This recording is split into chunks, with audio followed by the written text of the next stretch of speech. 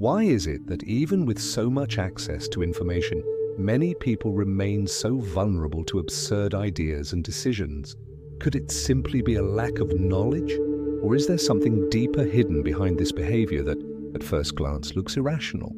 The answer to these questions may lie in a provocative essay that remains relevant even decades after it was written. Inspired by Carlo Cipolla's work, this video will show you why modern stupidity is a real threat and how it affects your life far more than you might realize.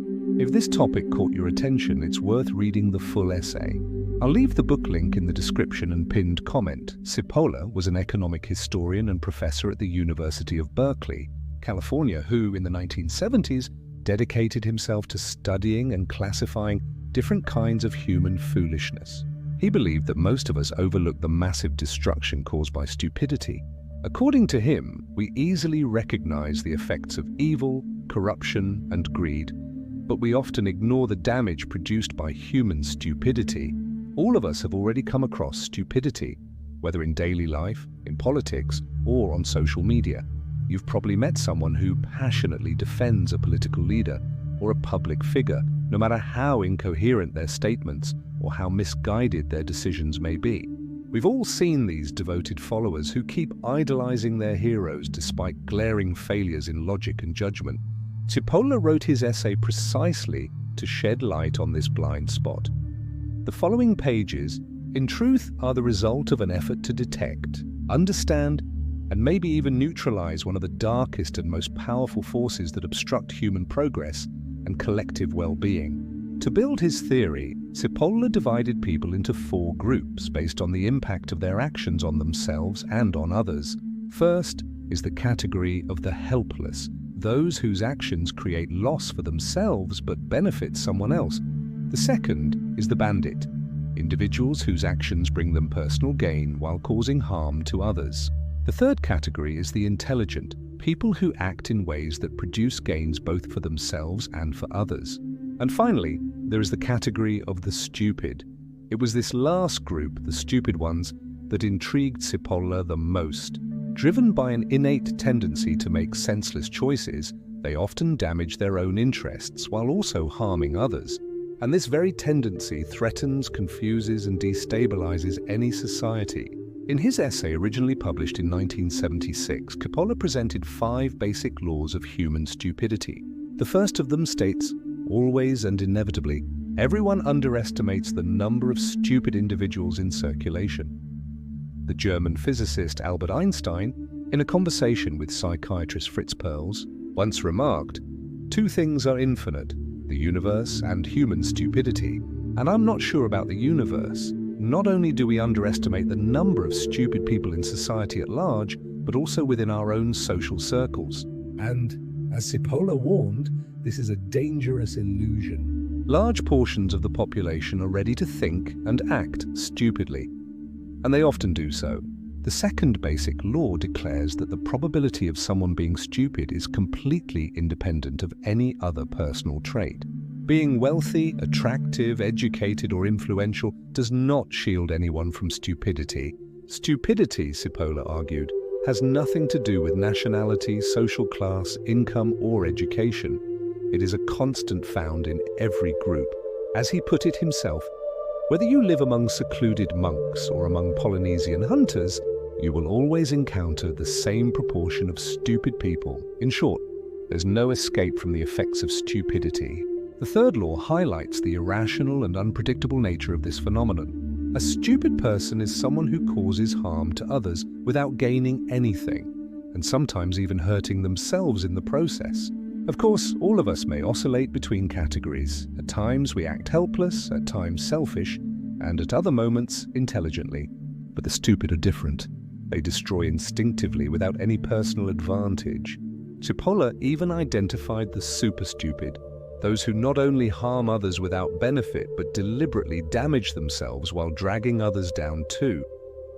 This kind of behavior represents a serious social threat, responsible for countless problems and, in extreme cases, even for the downfall of entire civilizations. Most people fail to recognize this, which is why the fourth law states, non-stupid people always underestimate the destructive power of stupid individuals.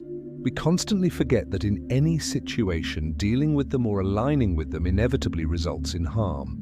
It's a common mistake to think we can predict or control irrationality. But by definition, stupid people are unpredictable, and ignoring this leaves us exposed. Cipolla explained that the harm caused by a stupid person depends on two key factors: the degree of their innate stupidity and the level of power they hold. Theologian Dietrich Bonhoeffer also noted that stupidity and power go hand in hand. The more power someone holds, the more they tend to abandon critical thinking and surround themselves with flatterers, losing touch with reality. A stupid person in a position of leadership, whether in government, the military, or a large corporation, can cause exponentially more damage than a powerless one. But how do such people rise to power?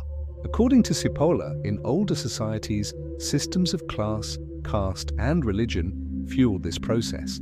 In the modern world, political parties and bureaucracies play this role. And within democracies, elections become the perfect mechanism to ensure that stupid individuals not only rise but also remain in power. The danger is that we underestimate their influence. Cipolla warned that stupid people are even more dangerous than bandits because at least the bandit acts rationally, seeking personal gain, which makes their behavior predictable.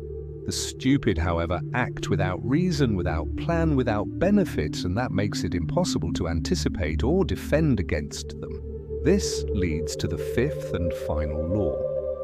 A stupid person is the most dangerous kind of person.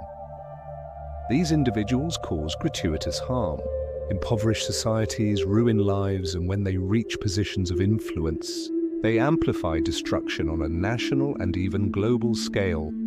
Cipolla saw only one way out: increasing the number of intelligent people. Stupid ones cannot change categories, but helpless and bandits can learn to act with more reason. If there are enough intelligent individuals, their actions can offset the damage. The problem, however, is that today the trend is the opposite.